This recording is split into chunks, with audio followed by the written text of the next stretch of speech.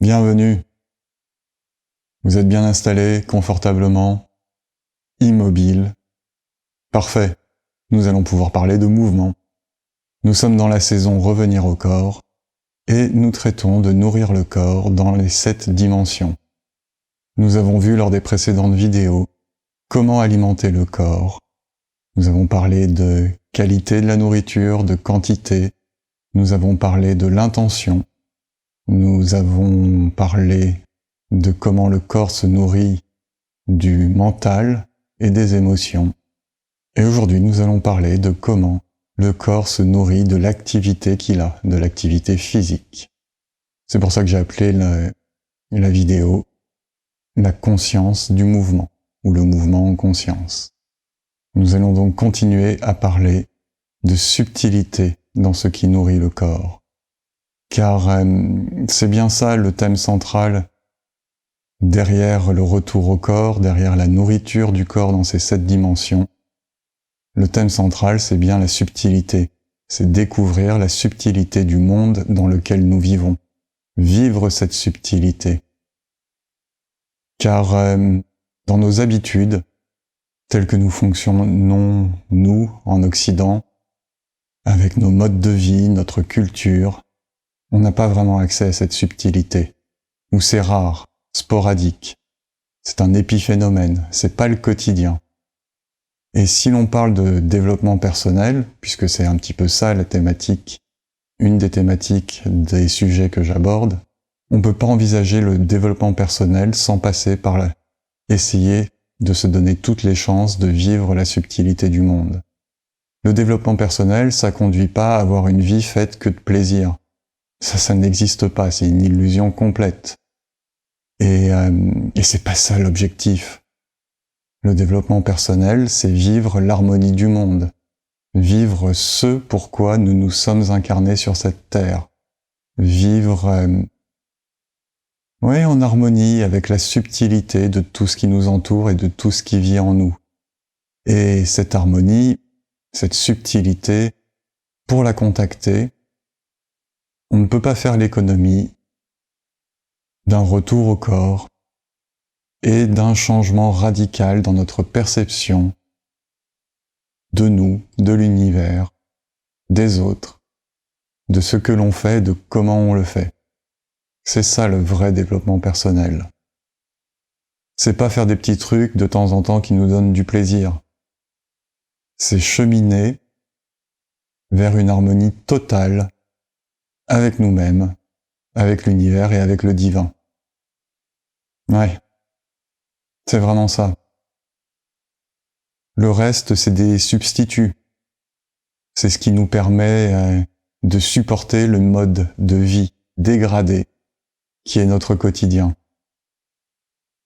Parce que c'est ça le mode de vie sociétal qui nous est proposé. C'est ça ce que l'on a l'habitude de vivre. Un mode dégradé. Comme une voiture en mode dégradé. Elle avance, pas vite, mais elle avance. Rien à voir avec une voiture bien entretenue en bon état. Le mode de vie dégradé, c'est ça. C'est aussi ce que je nomme de temps en temps la survie. Ce n'est pas vivre pleinement. On vit, et on vit des trucs chouettes en mode de vie dégradé, en mode survie. On vit le plaisir, on vit le divertissement. Mais c'est tellement pas nourrissant, et ça n'a tellement rien à voir avec vivre pleinement. Et ça, je peux l'illustrer sur tellement de symptômes, de comportements que l'on a. Le développement personnel, c'est donc vraiment cheminer vers la vie. Vers une vie riche, harmonieuse, pleine, où le corps vit la vitalité, la sérénité et la souveraineté, et où le corps est en contact avec le subtil, où il le perçoit, et où notre esprit, notre mental, est aussi capable de le percevoir. Ce que j'appelle le subtil, c'est toutes ces forces dans lesquelles on baigne, qui sous-tendent la vie, et que la plupart du temps on ne remarque même pas. Percevoir le subtil, c'est percevoir la vibration en nous, percevoir la vie en nous. C'est percevoir la vibration à l'extérieur et la vie à l'extérieur. Pour vous donner des exemples concrets, c'est par exemple être capable de ressentir un être animé ou une chose au-delà des 5 sens ou 6 sens que l'on utilise habituellement. On appelle ça souvent des perceptions extrasensorielles.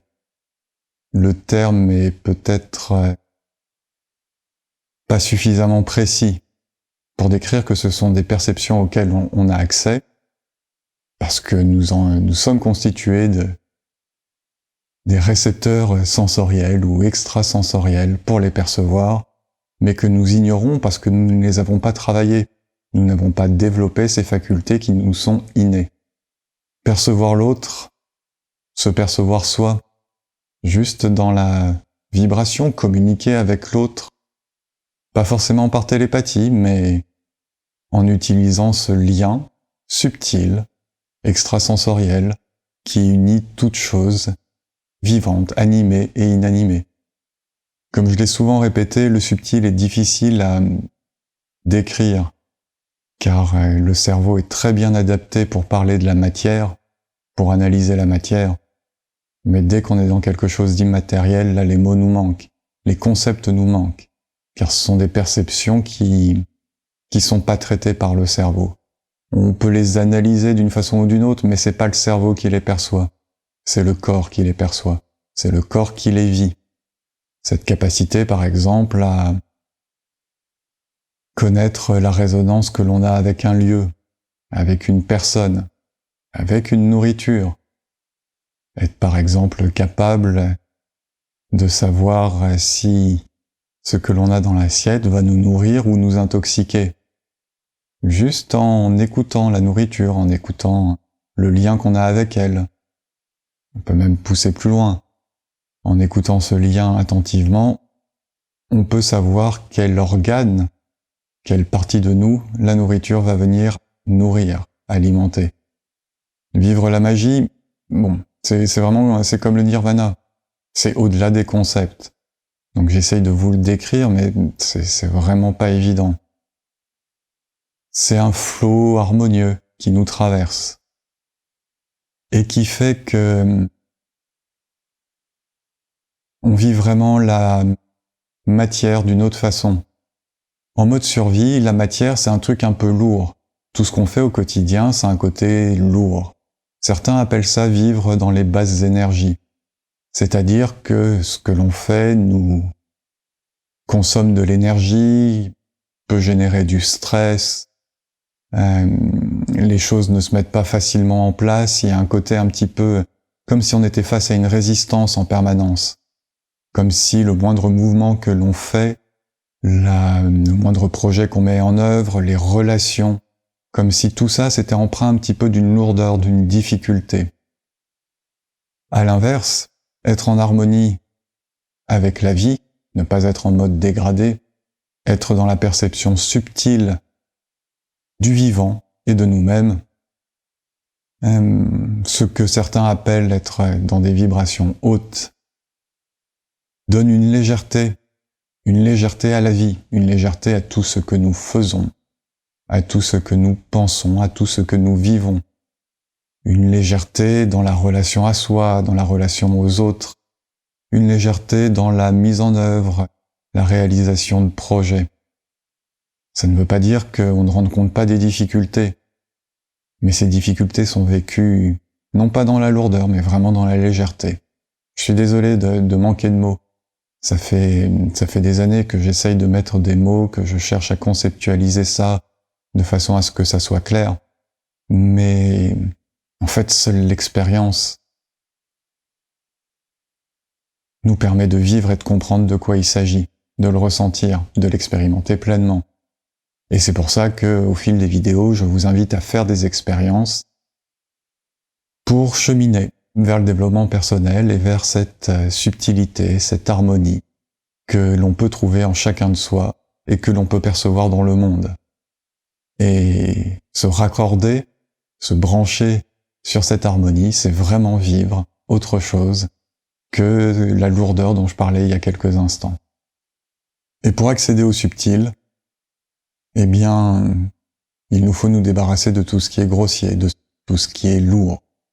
Donc je vous ai présenté ce qui dans l'alimentation nous coupait du subtil, et à l'inverse ce qui nous permet de cheminer vers le subtil, de le percevoir.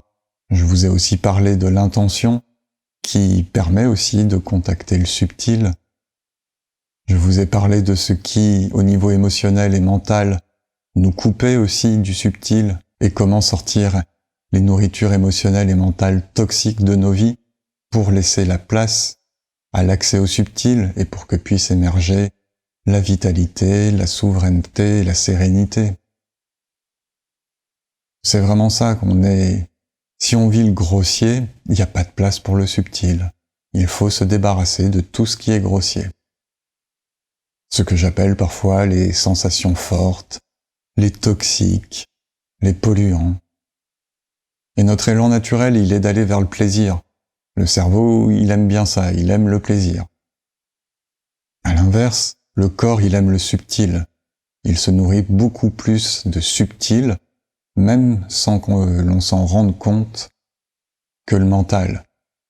Le mental, pour lui, le subtil, malgré la grande complexité des raisonnements intellectuels qu'on est capable de faire, malgré la grande quantité de connaissances qu'on est capable d'accumuler, tout ça c'est très grossier au regard de la subtilité dont se nourrit le corps. Et c'est pour ça que je fais du corps l'objet central de notre attention dans le développement personnel. Parce que c'est par lui que l'on peut contacter le subtil, pas par le mental. Et que, évidemment, il faut mettre le mental en veilleuse, ou en tout cas le laisser s'apaiser, pour que le corps et que nous, notre sagesse intérieure, notre part de divinité, puissent contacter consciemment le subtil. Ceci étant dit, je vais parler d'activité physique, et plus précisément de mouvement et de conscience. Conscience du mouvement, conscience dans le mouvement. Évidemment, le corps se nourrit d'activité physique. Le corps est à l'image de la vie. Le corps est fait de mouvements, de transformations, de la naissance à la mort. Et au-delà de sa propre transformation, il est fait du mouvement qu'il vit au quotidien. L'activité physique dont je parle ne se résume pas à faire du sport. Tellement pas. C'est chouette de faire du sport. C'est une activité qui permet de se défouler. Mais le corps est fait pour vivre en activité. J'en reviens un petit peu au système que j'avais décrit, au système nerveux orthosympathique et parasympathique. D'ailleurs, j'ai toujours pas vérifié, je sais toujours pas lequel est le système actif et l'autre le système passif. Bon. De même qu'il y a une alternance entre le mode actif et le mode passif de régénération, le corps est fait pour vivre une alternance d'activité et de repos. Et j'en reviens du coup à l'histoire des hominidés. Cette activité physique, elle est constitutive de ce pourquoi on est fait. Se déplacer, avoir des activités pour se mettre en sécurité, pour se loger, pour se nourrir, et se reposer pour se régénérer. Et ces activités, dans l'histoire de l'hominidé, elles sont extrêmement variées. Et elles ne sont certainement pas sédentaires comme ce que nous avons l'habitude de vivre. Ce sont des activités qui s'échelonnent tout au long de la journée, qui varient au long de la journée et de jour en jour. C'est des activités qu'on pourrait appeler aujourd'hui holistiques, c'est-à-dire qu'elles permettent de faire travailler tous les membres, tous les muscles, toute l'anatomie du corps, et de façon homogène répartie. Contrairement à un sport où on se concentre sur une partie du corps ou sur quelques muscles du corps, il y a très peu de sports qui soient réellement complets. Et en même temps, ils peuvent l'être selon le niveau de conscience que l'on met.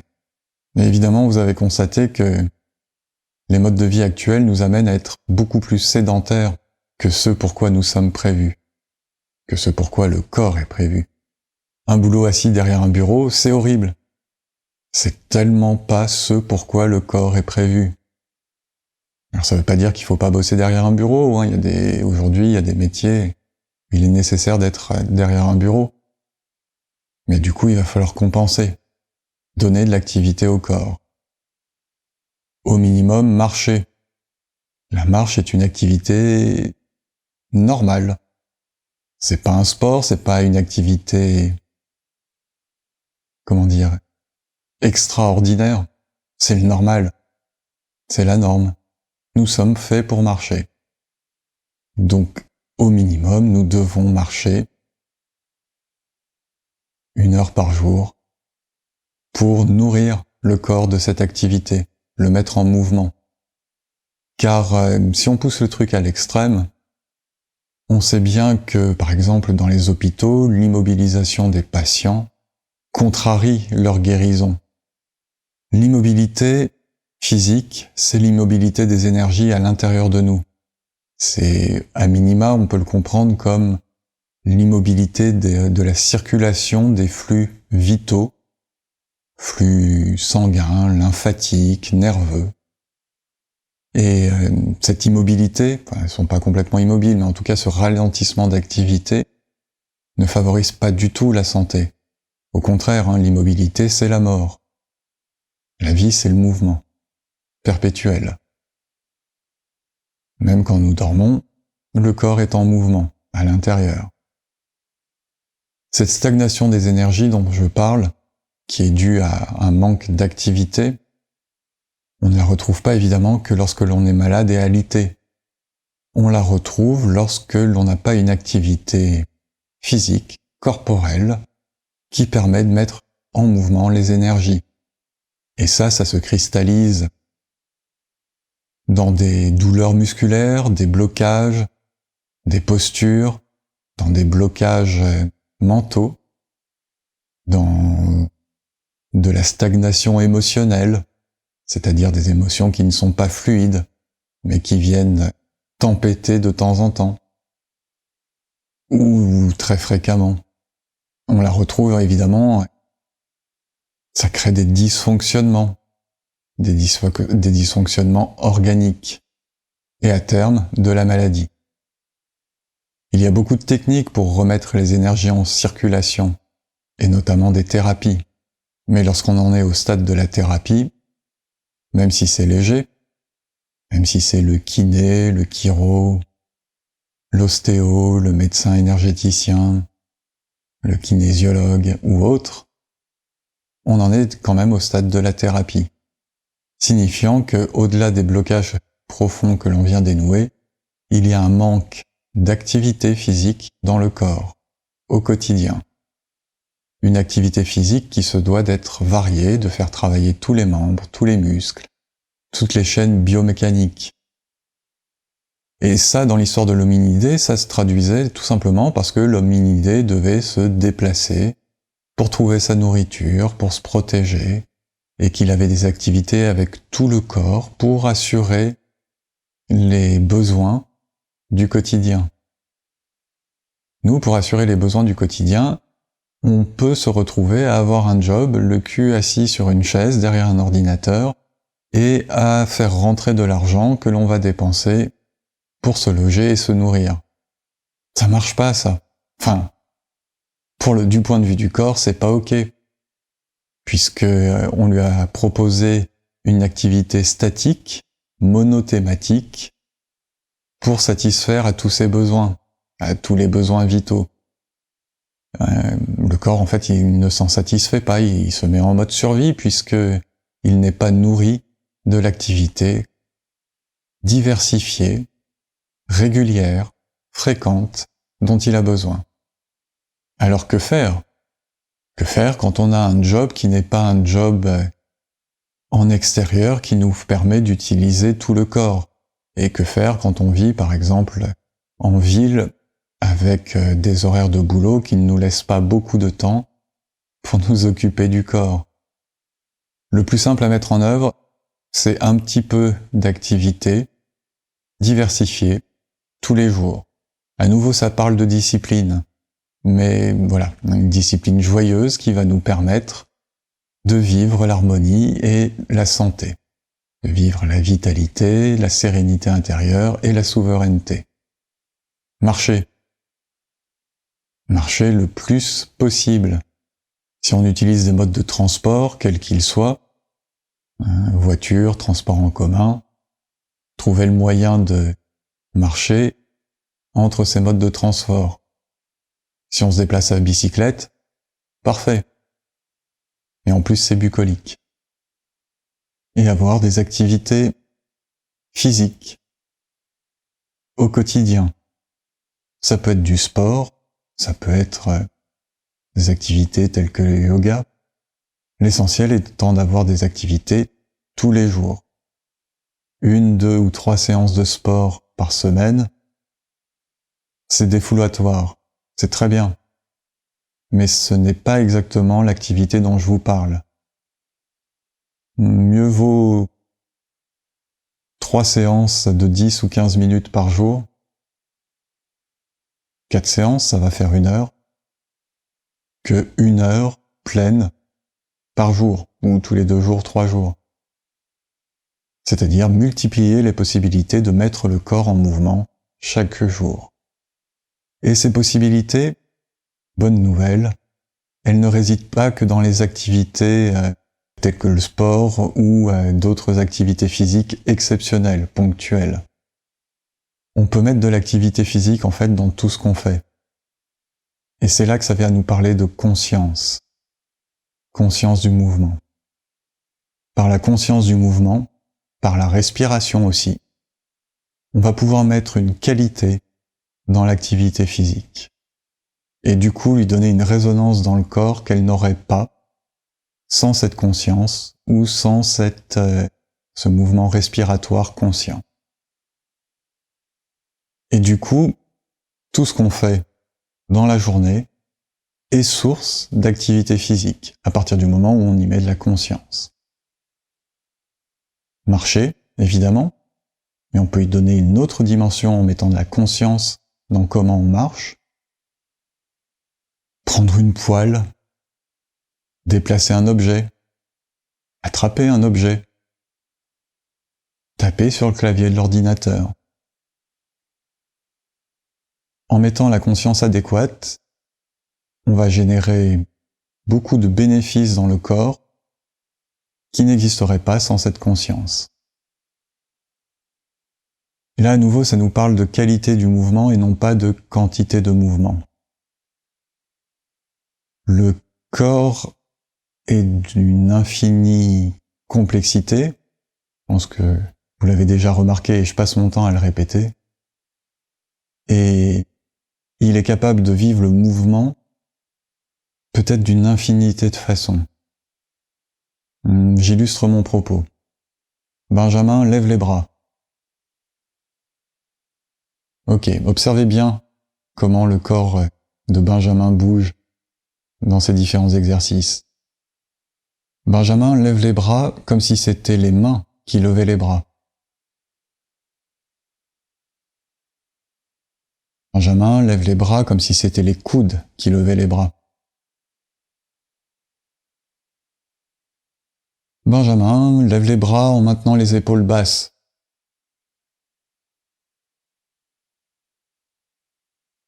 Benjamin lève les bras comme si tu voulais pousser les murs.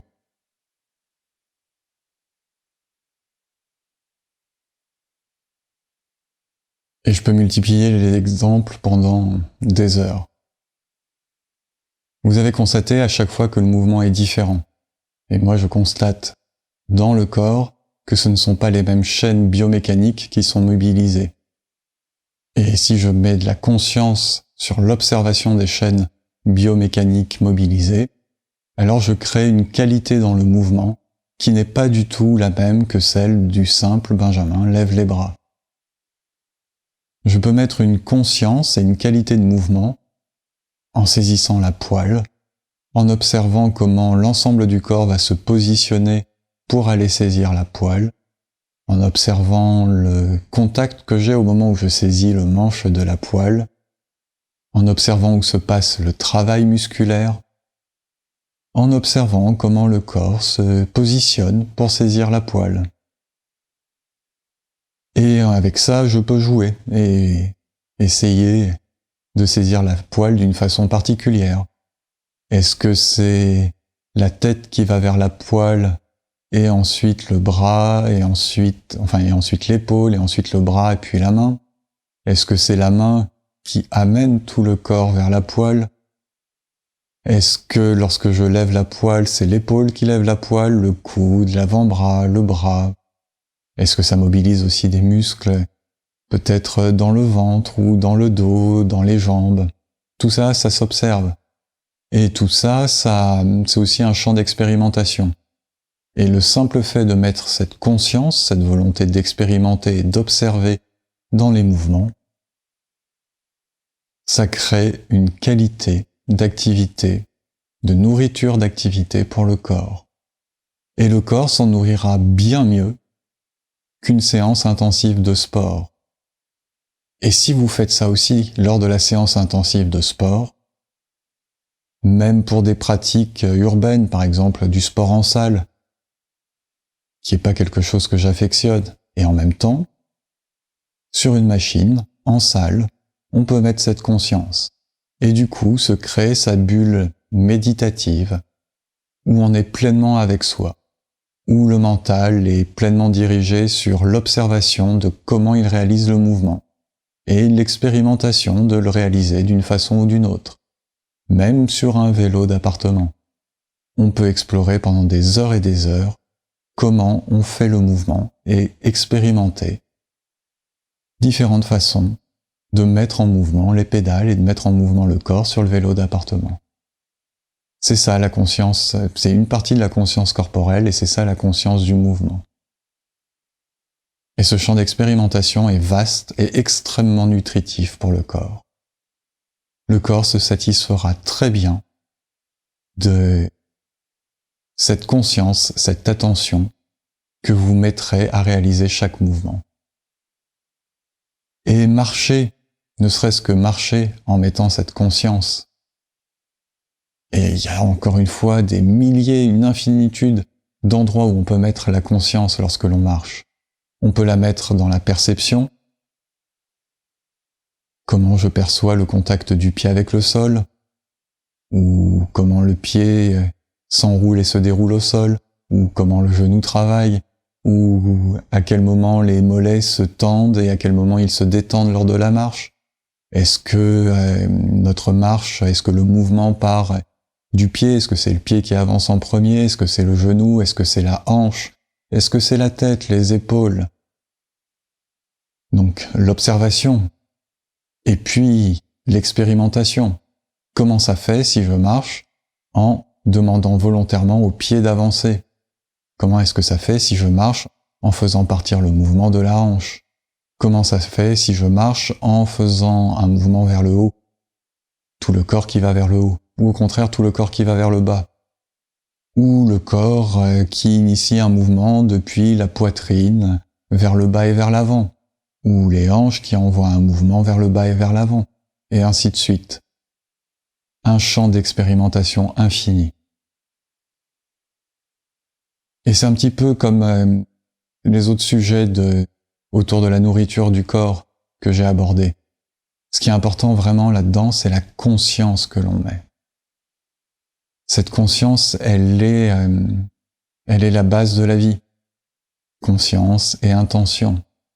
C'est ça qui a créé la vie, et c'est ça qui va nous permettre de créer une vie harmonieuse, en harmonie avec le subtil. Lorsque l'on fait ça, le mental n'est pas préoccupé par autre chose. Il est concentré sur ce pourquoi il est fait. Chez les hominidés, le mental, il n'était pas là pour conceptualiser. Il était là pour accumuler de l'expérience, par la mémoire, qui va permettre d'analyser une situation et éventuellement d'anticiper. La conceptualisation, c'est venu plus tard. Et cette conceptualisation, on en a fait un paradigme de vie. Et de ce paradigme de vie, nous avons complètement oublié ce pourquoi le mental est fait. Analyser, mémoriser, anticiper. Tout le reste, c'est de la pollution. On fait ça hyper bien, hein, conceptualiser, et c'est chouette. Mais n'oublions pas que c'est une fonction secondaire. Ça doit pas être la fonction prédominante du mental au quotidien. Et donc, lorsque le mental est concentré à observer le mouvement et à expérimenter au travers d'une intention différentes formes de mouvement, différentes façons d'exécuter un même mouvement, alors il s'apaise, il retrouve son rôle, il est remis à sa place, ce pourquoi il a été créé. Et ça, c'est pleinement nourrissant, pour le mental et pour le corps. Donc ça parle vraiment d'être à ce que l'on fait. C'est aussi une façon de vivre l'instant présent. On fait beaucoup de choses en même temps aujourd'hui. Il est rare que l'on marche en ayant pleinement conscience de marcher. Ou alors, une fois de temps en temps, en week-end, en vacances, lors d'une balade en forêt. Mais cette conscience, il faut la mettre au quotidien si l'on veut vivre le subtil, si l'on veut cheminer dans le développement personnel. Cette conscience, on doit la mettre dans chacun de nos actes, si possible, au maximum. Évidemment, on n'y arrivera pas du premier coup et en permanence. Évidemment, ça demande un petit peu d'entraînement. Mais si au moins on a l'intention de le faire de temps en temps, et qu'on le fait, et quand je dis de temps en temps, c'est quand même au quotidien, et si possible plusieurs fois par jour. Rapidement, vous allez en mesurer les bénéfices. Vraiment. Parce que faire plein de trucs en même temps, du genre marcher et penser à autre chose, marcher en écoutant de la musique, ou un podcast, marcher en regardant les vitrines. En fait, on est présent à rien de ce que l'on fait. On n'est ni présent à la musique que l'on écoute, ni au mouvement que l'on est en train de faire. Je vais prendre une allégorie un petit peu forte, enfin une image un peu forte. C'est comme faire l'amour. Si lorsque l'on fait l'amour, on regarde la télé, on écoute de la musique, on pense à autre chose, voire on pense à quelqu'un d'autre, on vit une expérience qui est quand même pas pleinement satisfaisante, et puis qui est tellement méprisante pour l'autre. Marcher sans être dans la conscience que l'on est en train de marcher, c'est du mépris pour le corps. C'est la même chose. Évidemment, on peut le faire de temps en temps, mais ça doit pas être la norme. De la même façon que, oui, ok, de temps en temps, en faisant l'amour, on peut écouter de la musique. Mais ça doit pas être la norme. Lorsque l'on fait l'amour, on est pleinement à ce que l'on fait, et on est pleinement avec l'autre. Lorsque l'on marche, lorsque l'on attrape une poêle, on est pleinement à ce que l'on fait, et on est pleinement avec l'autre. Le corps, la marche, attraper la poêle. Et vous le savez, faire l'amour en pensant à autre chose ou faire l'amour en étant pleinement avec l'autre, c'est deux expériences très différentes. Pour les deux, on donne le même terme. De la même façon que marcher en conscience ou marcher en se déplaçant comme un somnambule, ça s'appelle de la marche. Et pourtant, ce sont deux expériences tellement différentes. Et peut-être que la subtilité que j'avais du mal à vous décrire en début de vidéo, elle se résume à ça. À comment on vit les choses. Est-ce qu'on les vit très superficiellement ou est-ce qu'on les vit pleinement? Est-ce qu'elles mobilisent une toute petite partie de nous ou est-ce qu'au contraire, c'est tout le corps, tout le mental, toutes les émotions, tout notre être, dans toutes ses dimensions, physiques et énergétiques, qui vit l'instant présent, qui vit ce qu'il est en train de faire. Et c'est peut-être, là je dis peut-être mais en fait c'est, lorsque l'on vit les choses dans toutes ces dimensions, que l'on a accès au subtil, au divin, que l'on a accès à notre sagesse intérieure, que c'est notre sagesse intérieure qui s'exprime, notre part de divinité, que l'on est en harmonie avec la vie, avec l'univers, avec le divin. Un dernier petit élément que je veux aborder aujourd'hui, c'est la distorsion entre nos modes de vie, le confort dans lequel nous vivons et ce pourquoi nous avons été prévus. Ça participe peu ou prou à l'activité du corps. C'est-à-dire que C'est vraiment chouette d'être à l'abri tout le temps, d'être dans un milieu tempéré, de pouvoir se chauffer l'hiver, se refroidir l'été, d'être dans des conditions de confort qui nous permettent de nous asseoir dans des canapés confortables, de dormir sur des literies confortables. Tout ça, c'est très chouette. Et en même temps, le corps est pas prévu pour ça. Le corps a besoin d'inconfort pour se régénérer. De la même façon que trop se nourrir est délétère, comme évoqué lors de la vidéo sur l'alimentation, trop de confort est délétère pour le corps. Le corps a besoin d'être challengé pour se régénérer et pour être en pleine vitalité. Il ne s'agit évidemment pas de cesser de se nourrir, il ne s'agit évidemment pas de dormir par terre ou de ne pas chauffer son appartement ou sa maison en hiver. Mais en revanche, il pourrait s'agir d'aller chercher des conditions de léger inconfort. De la même façon qu'il est bon de terminer un repas en ayant toujours envie de manger un petit peu, il est assez bon de s'exposer au froid lorsqu'il fait froid, s'exposer à la chaleur lorsqu'il fait chaud, se mettre dans des conditions d'inconfort, dans certaines situations, d'inconfort physique, pour remettre le corps dans des conditions qui vont favoriser sa tonicité, sa régénération. Il y a de nombreuses techniques pour ça. Je pense par exemple à l'hormèse. L'hormèse qui consiste à ne pas prendre des douches trop chaudes, par exemple. Prendre une douche froide, tous les jours. Ça tonifie le corps. Au début, c'est pas agréable. Et puis petit à petit, on s'habitue et ça devient un vrai plaisir. Et la douche chaude, en fait, devient juste prohibitive. On n'a plus envie de prendre une douche chaude, mais plutôt de goûter cette agréable sensation que de s'exposer pendant quelques instants au froid qui est vivifiant et tonifiant.